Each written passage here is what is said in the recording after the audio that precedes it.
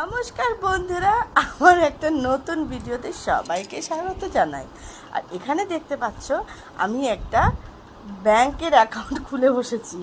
আর এটা হচ্ছে আমার ফাটা ব্যাংক। তো ফাটা ব্যাংক থেকে কিছু ম্যাচিওর হয়েছে, তো সেটা থেকে আমি কিছু টাকা পয়সা বার করেছি। তো দেখা যাক কত থাকে। অ্যাকচুয়ালি সত্যি কথা, কিছুদিন আগে 500 নোটগুলো সব বার করে ফেলেছিলাম একটা প্রয়োজনে, আর এখন পড়ে রয়েছে এইগুলো। দেখা যাক। তো সেটাই দেখতে বসেছি যে এখানে খুচরো পয়সা আছে কিনা। তো খুচরো পয়সা খুব বেশি নেই। এই সাবাস, এই দেখো এখানে একটা সুন্দর 20 টাকার কয়েন পেয়েছি, এটাকে সরিয়ে রাখলাম। তো আমার এই ফাটা ব্যাংক তোমাদের কেমন লাগলো অবশ্যই কমেন্ট করে বলো। আর অ্যাকচুয়ালি এটা হচ্ছে ছোটোবেলার সেই স্মৃতি।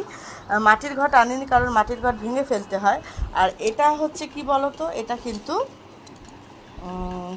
আমি এটা কেটে নিয়েছিলাম, তো সেটাকে এখনও চালাচ্ছি। তো এখন আমি ব্যাংকে টাকা ঢোকাবো, যেটা ম্যাচিওর করেছে সেটা নিয়ে নিচ্ছি, আর কিছু আবার ঢুকিয়ে রাখছি।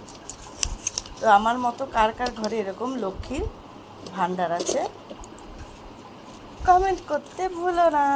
এই দেখো,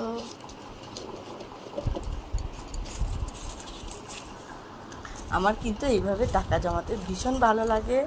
যাই পাই, আরেকটাও আছে, সেটাও তোমাদের আমি দেখাচ্ছি।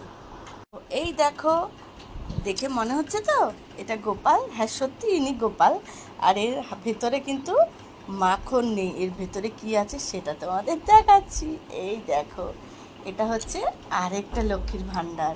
তো ইনি কিন্তু আমার এই খুচরো পয়সাগুলো নিয়ে বসে থাকেন। যদিও এটা আমার ছেলের, তাও যখনই পাপার থেকে কিছু খুচরো পয়সা পায় এখানে সে ঢুকিয়ে দেয়।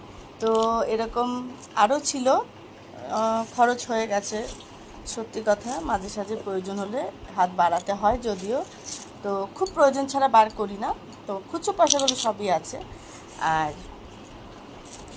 এই দেখো, আমার এই সুন্দর গোপালের এই এটা কিন্তু একদম মানে চীনামাটির মূর্তি, জানো তো। আর এই দেখো, এখানে পিছনে হচ্ছে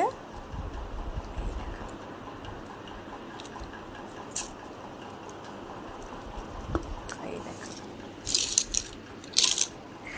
তো এই হচ্ছে আমার লক্ষ্মীর ভাণ্ডার। তো বন্ধুরা, এরকম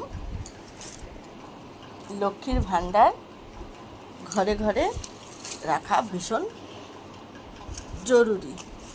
তো যাই হোক, আমি এখন আমার লক্ষ্মীর ভাণ্ডারে টাকাগুলোই সব ঢুকাচ্ছি।